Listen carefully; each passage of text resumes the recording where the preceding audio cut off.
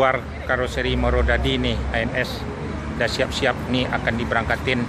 Bisnya ada 4 yang udah jadi. Ya inilah ANS. Nih anak menia lagi ramai nih. Nih.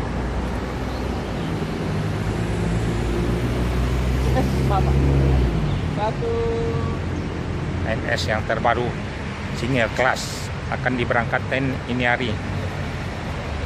Inilah ANS yang terbaru. Naiklah ANS yang air suspension, lebih nyaman, bangku seperti sofa, lebih nyaman, lebih baik, lebih empuk, nggak terasa pas di lubang. Inilah ANS yang lagi berada di karoseri Morodadi Malang. Inilah banyak anak manianya ANS. Ya. Ini Norman.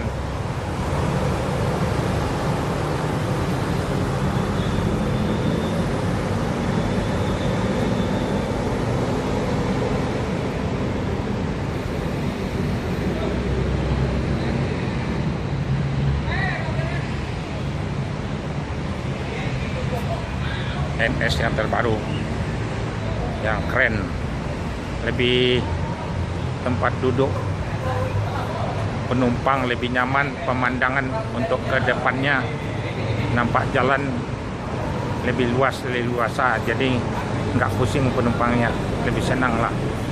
Inilah anak-anak mania nih.